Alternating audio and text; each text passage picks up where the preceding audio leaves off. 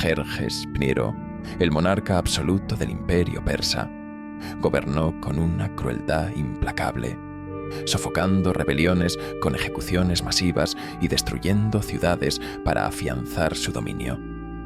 Su ambición lo llevó a desafiar no solo a los hombres, sino también a la naturaleza misma. Cuando una tormenta destruyó el puente sobre el Helesponto, en un arrebato de furia ordenó azotar el mar con 300 latigazos y arrojarle grilletes, como si pudiera encadenarlo. Su reinado, forjado en la sangre de sus enemigos y el terror de su propia corte, dejó una marca imborrable en la historia, convertida en símbolo de la arrogancia y el poder desmedido. Por cierto, si disfrutas de estos relatos llenos de misterio e historia, te invito a visitar mi nuevo canal, Testigos del Horror. Allí nos adentraremos juntos en las leyendas más oscuras y aterradoras, esas que permanecen ocultas en las sombras, esperando a ser reveladas solo a quienes se atrevan a escucharlas. Prepárate para conocer relatos perturbadores, testimonios estremecedores y secretos que harán que dudes de lo que creías conocer. Encontrarás el enlace directo al nuevo canal en la descripción de este video. ¿Te atreves a ser un testigo del horror? La muerte acechaba en los pasillos de Persépolis, la gran capital del imperio aqueménida, con sus columnas titánicas y sus muros tallados con las hazañas de los reyes, era ahora el escenario de una lucha silenciosa. En una cámara privada, lejos de los ojos de la multitud, Darío I, el monarca que había llevado a Persia a la cúspide del poder, yacía en su lecho de muerte. Su piel, antes firme y bronceada por el sol de incontables batallas, se veía pálida y marchita, un reflejo del reino que, sin su mando, comenzaría a fragmentarse. Jerjes permanecía a su lado, impasible, observando los últimos alientos de su padre. No había dolor en su rostro, ni súplica en su mirada. Sabía que ese momento llegaría, y sabía también que el verdadero peligro no era la pérdida de su progenitor, sino lo que ocurriría después. Fuera de esa habitación, en las sombras de los templos y en los corredores de mármol del palacio, ya se tejían intrigas. No todos querían verlo en el trono. La sucesión era incierta. Aunque Jerjes era el hijo mayor de Atosa, la influyente hija de Ciro el Grande, el imperio estaba lleno de príncipes que también reclamaban la corona. Sus medios hermanos, hijos de las otras esposas de Darío, conspiraban, respaldados por facciones de nobles y generales que veían en ellos una oportunidad para inclinar el poder a su favor. En la corte, la lealtad era una moneda de cambio, y el favor de los dioses, un disfraz para la ambición. El último suspiro de Darío marcó el inicio de una tormenta. Apenas cerraron los ojos del monarca, los murmullos crecieron en intensidad. Jerjes se incorporó con calma, pero en su interior, el filo de la guerra ya cortaba sus pensamientos. Sabía que debía moverse rápido. La corona no se heredaba, se aseguraba con sangre. Esa misma noche, la ciudad fue sellada.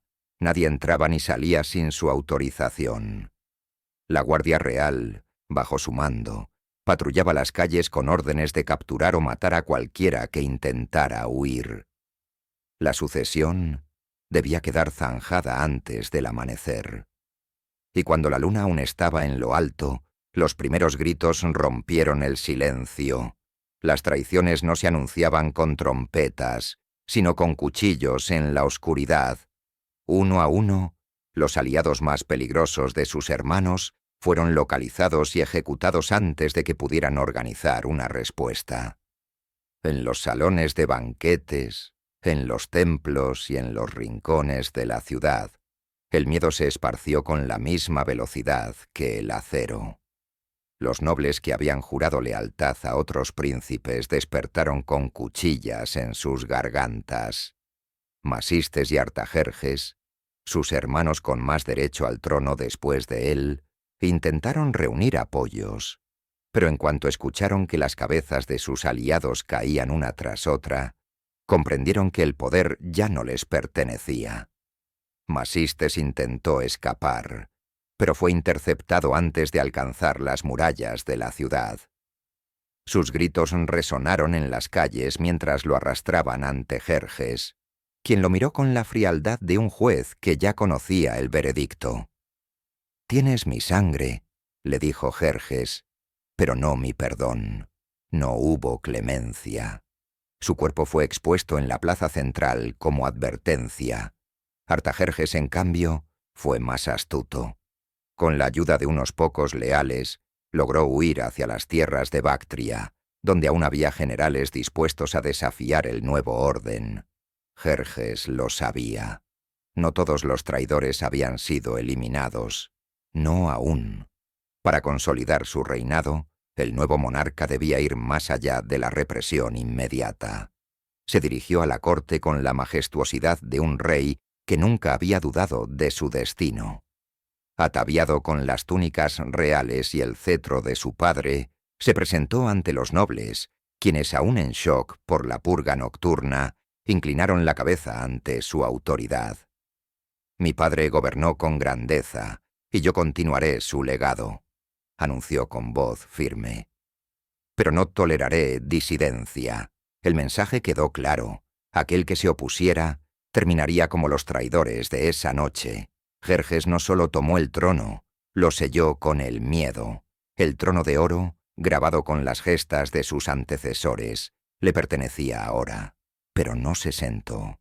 Aún no. Primero, debía completar el último paso para asegurar su reinado. Ordenó una ceremonia solemne donde los altos sacerdotes bendijeron su ascensión y lo proclamaron Rey de Reyes.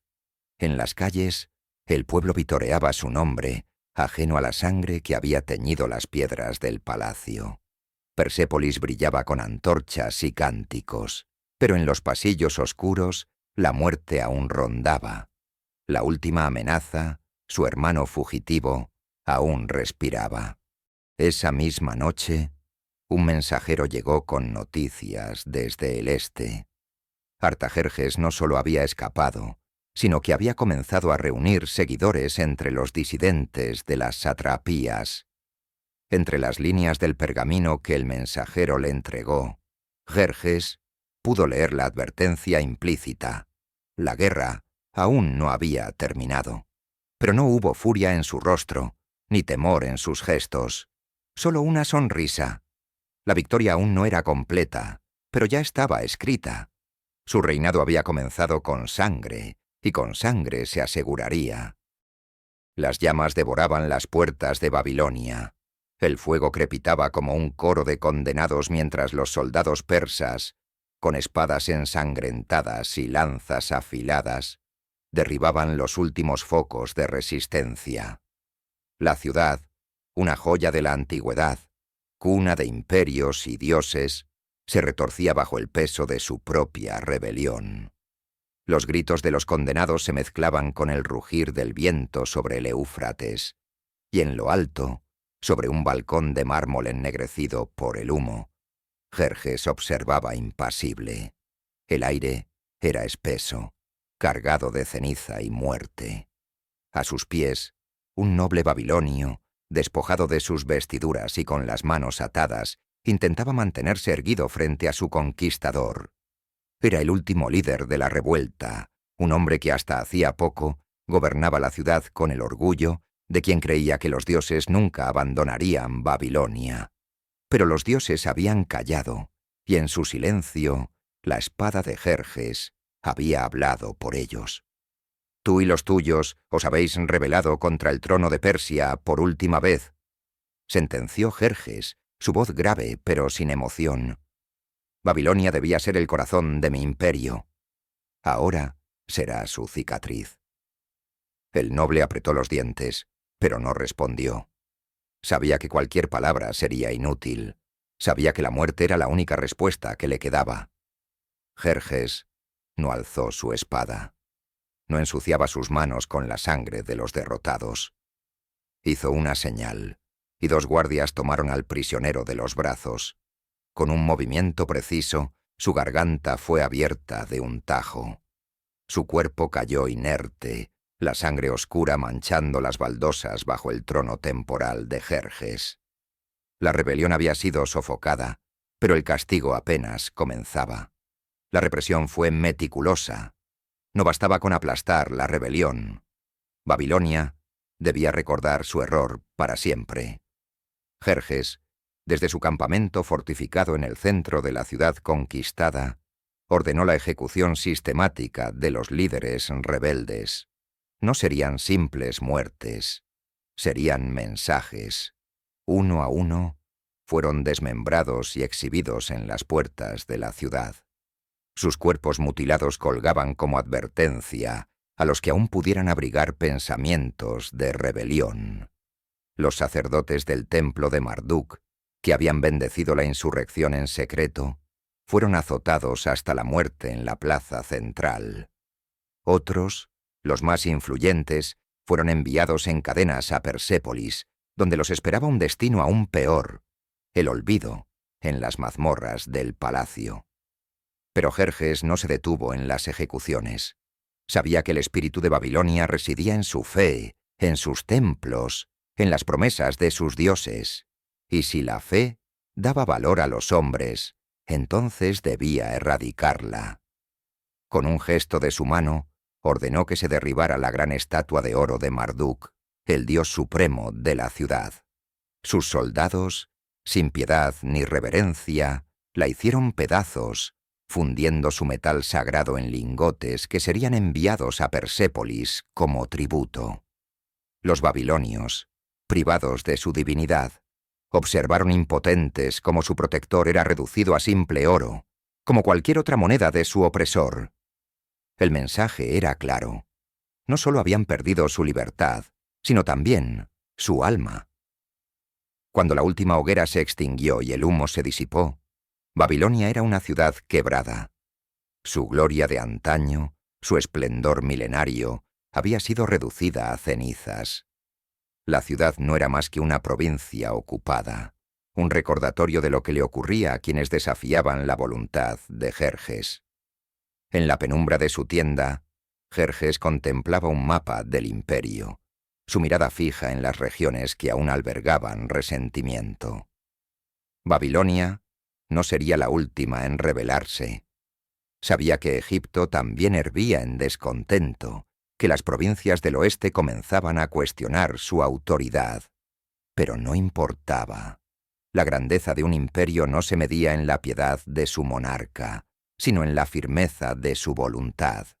La lealtad no se pedía, se exigía. Y si el miedo era el único lenguaje que sus súbditos entendían, entonces él hablaría con el rugido de la sangre. Jerjes se reclinó en su asiento, sus dedos tamborileando sobre el pomo de su espada. Las llamas de Babilonia eran solo el principio.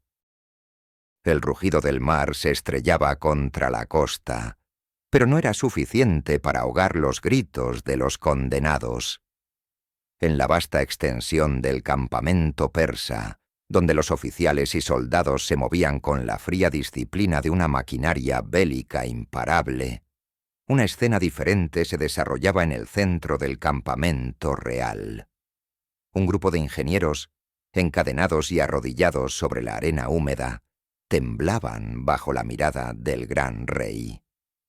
No hacía mucho, habían sido arquitectos honrados del imperio, hombres a quienes se les confiaban los mayores proyectos de Persia, pero habían fallado. Jerjes los miraba con una expresión de absoluta indiferencia. El puente de barcos que habían construido sobre el Helesponto, la gran obra que permitiría a su ejército cruzar hacia Grecia sin demora, había sido destruido por una tormenta, no por la incompetencia de los hombres, sino por el capricho del mar. Pero Jerjes no creía en accidentes. «El mar ha desafiado a su rey», declaró, su voz firme como el bronce. «Pero el mar será castigado, y ustedes que lo sirvieron con ineptitud pagarán el precio». Los ingenieros suplicaron, se postraron, rogaron clemencia, Algunos lloraban, otros juraban que construirían un puente aún más fuerte, pero sus palabras se perdieron en el viento, y en un gesto de su mano, Jerjes selló su destino. Fueron decapitados uno a uno, sus cuerpos arrojados a la arena como desperdicios. Luego, como si la humillación no fuera suficiente, Jerjes ordenó que se azotara al mar 100 veces con látigos de cuero, como si la naturaleza misma pudiera ser doblegada ante su voluntad. Cuando la última marca de látigo se hundió en la espuma de las olas, Jerjes sonrió. El mundo debía aprender que el rey de Persia no toleraba la desobediencia. Ni siquiera de los elementos. La justicia del gran rey era implacable y eficiente. En todo el imperio, sus métodos de control se perfeccionaban con cada revuelta sofocada, con cada traidor descubierto. Nadie podía desafiar su autoridad sin enfrentar las consecuencias más atroces. El gran palacio de Persépolis, el corazón del poder aqueménida, albergaba más que riquezas y grandiosas salas de audiencias. En sus profundidades, donde el sol nunca llegaba, se encontraban las mazmorras del rey, un laberinto de piedra donde los gritos nunca escapaban a la superficie. Allí, los enemigos del imperio eran interrogados, no con palabras, sino con herramientas de hierro al rojo vivo, con grilletes que se cerraban sobre la carne, con pozos oscuros donde los hombres eran abandonados hasta que la desesperación los hacía confesar hasta sus pensamientos más íntimos. Jerjes no solo utilizaba la tortura para castigar, sino para advertir. Las ejecuciones públicas eran una tradición en su reinado. En Babilonia, en Susa, en Sardes y en la misma Persépolis, los rebeldes eran empalados y expuestos a la vista de todos, sus cuerpos pudriéndose lentamente bajo el sol. Las plazas de las ciudades conquistadas se convertían en espectáculos macabros, donde la agonía era la única moneda con la que se compraba el perdón del rey. Era un mensaje claro. Nadie desobedecía y vivía para contarlo. Sin embargo, la paranoia comenzó a filtrarse en la corte. Los nobles, antes altivos y confiados en su cercanía al monarca, ahora hablaban en susurros. Jerjes observaba cada mirada furtiva, cada conversación que se detenía en su presencia. No podía confiar en nadie. No bastaba con eliminar a sus enemigos externos. Debía asegurarse de que sus propios consejeros y generales no estuvieran en su contra. La purga comenzó en silencio. Uno por uno, los cortesanos fueron llamados a la sala de audiencias. Algunos regresaban, con promesas de lealtad forzada. Otros, simplemente, desaparecían. Y los que desaparecían no eran encontrados ni en las prisiones ni en los campos de batalla. La noche en Persépolis era fría y silenciosa. En la cima de la ciudadela, Jerjes observaba el horizonte, su mirada fija en la vasta oscuridad que cubría su imperio. Había construido un reino donde su palabra era ley, donde la voluntad del rey era inquebrantable. Pero, ¿a qué precio? Los susurros de la corte nunca cesaban. La paranoia crecía con cada muerte. Las miradas de sus generales eran de respeto y de miedo. Incluso entre sus aliados más cercanos veía el brillo de la duda. Sabía que la obediencia obtenida por el terror nunca era eterna. Suspiró y dejó caer la cabeza contra el respaldo de su trono. Su reinado no había hecho más que comenzar, pero su sombra ya se extendía sobre los corazones de sus súbditos. Quizás el miedo había sido su mejor arma, pero, en el fondo, sabía que también sería su ruina. La sala del trono de Persépolis estaba iluminada por cientos de lámparas de aceite, pero la luz no alcanzaba a disipar la sombra que proyectaba Jerjes. Sentado en su trono de oro y marfil, observaba con frialdad a los sacerdotes reunidos ante él. Los sumos sacerdotes de diversas regiones del imperio se arrodillaban con la frente tocando el suelo, esperando el juicio del gran rey. Eran guardianes de templos antiguos.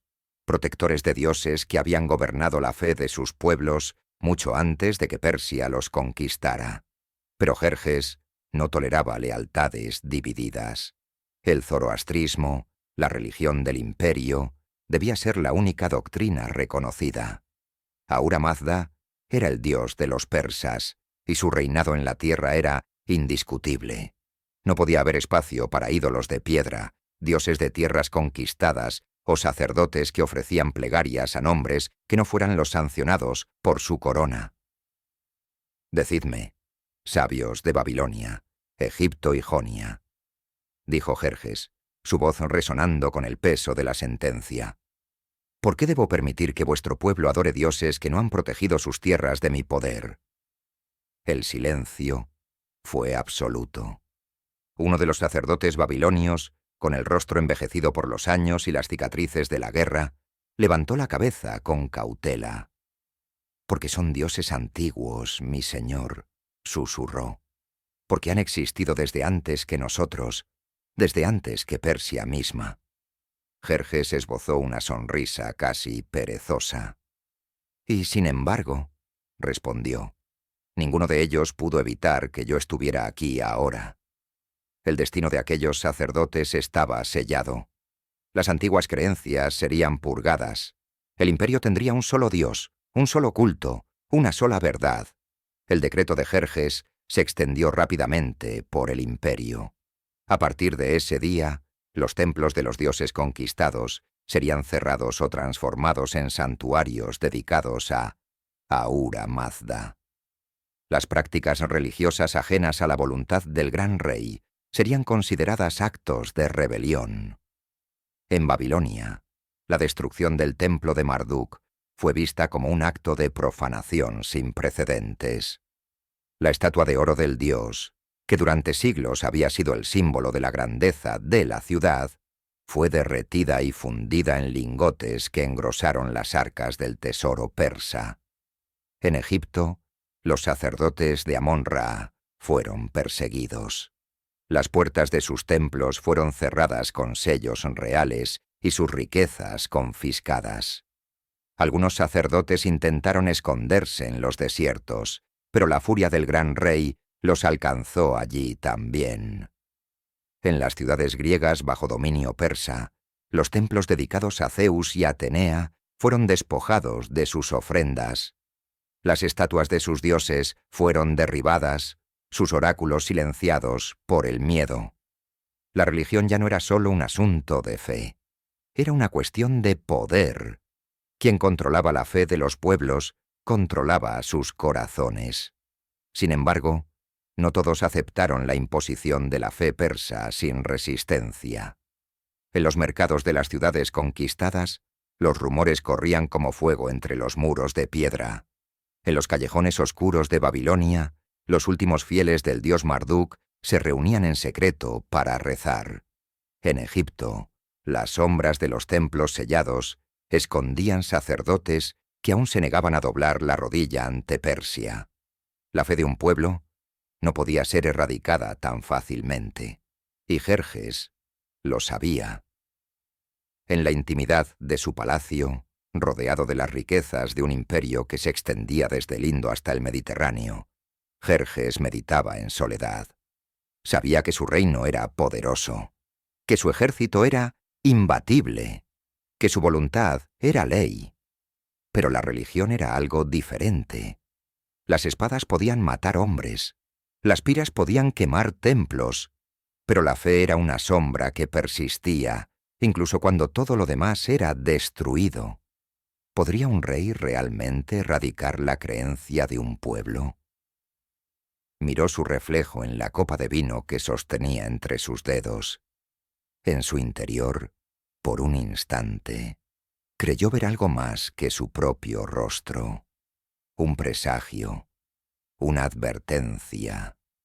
Y por primera vez en años, el gran rey sintió una chispa de duda en su corazón.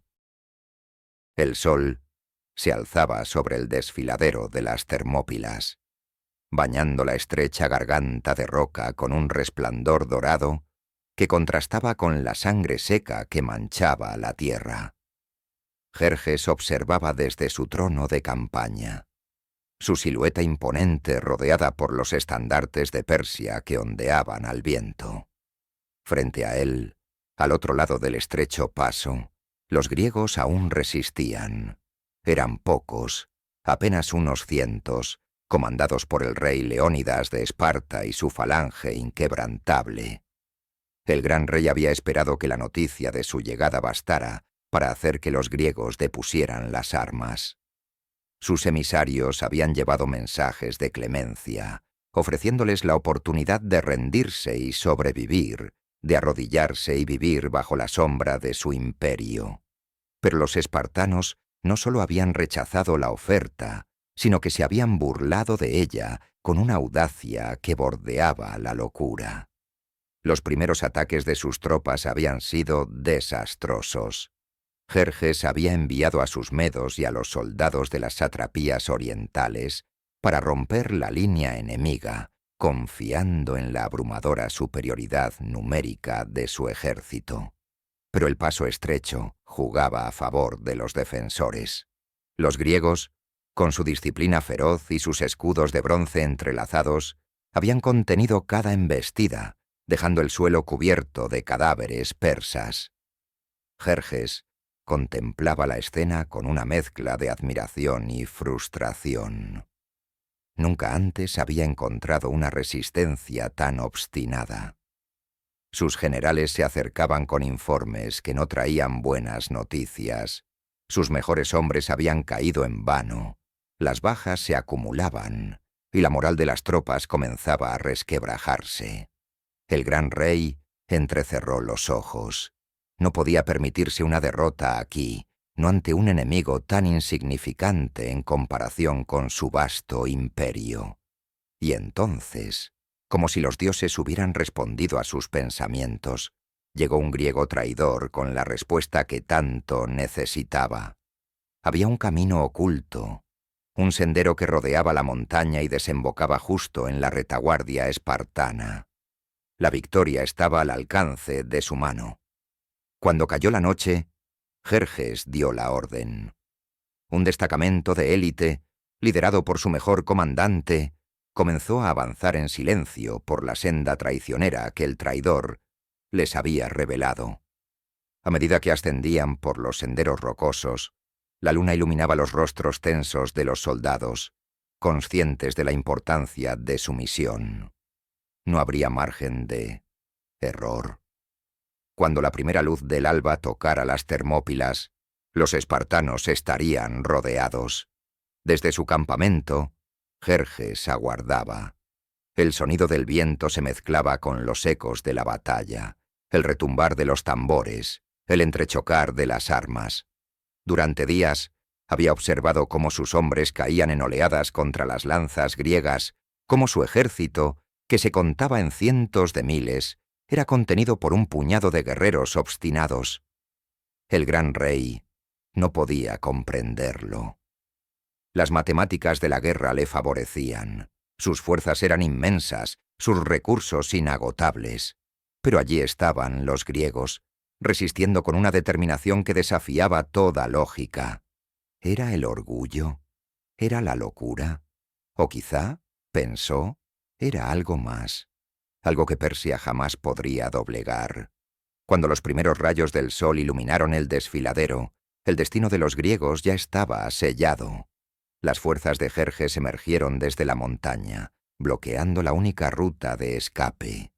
Leónidas y sus hombres estaban atrapados, y sin embargo, no se rindieron. Jerjes observó desde su trono de campaña cómo la batalla llegaba a su clímax. Los espartanos sabían que la muerte era inevitable, pero en lugar de huir, lucharon con una fiereza que desafiaba toda comprensión. Su formación se mantuvo firme hasta el último aliento, sus escudos y lanzas desgarrando las filas persas, su rey Leónidas de pie entre ellos, resistiendo hasta el final. El gran rey nunca había visto nada igual. Cuando el último espartano cayó, el silencio se apoderó del desfiladero. El aire estaba saturado del olor a sangre y polvo. Los cadáveres se apilaban sobre la tierra ensangrentada. Y sin embargo, en esa escena de masacre y victoria, Jerjes sintió algo inesperado. No satisfacción, no triunfo, sino inquietud. Había ganado la batalla. Los griegos habían sido aniquilados. Sus cabezas adornarían estacas. Sus nombres serían olvidados bajo el peso de la historia persa. Pero algo le decía que su victoria no era más que el comienzo de una pesadilla. Los espartanos no habían luchado solo por ellos mismos. Habían luchado por una idea. Y una idea no podía ser destruida con espadas y fuego. Mientras sus tropas saqueaban los cuerpos y limpiaban la zona, Jerjes permaneció en su trono, su mirada perdida en el horizonte. En su mente resonaban las últimas palabras de Leónidas antes de caer. Molón Labe había dicho: «Ven y tómalas». Y en ese instante, el gran rey entendió que su camino hacia la dominación de Grecia no había hecho más que empezar.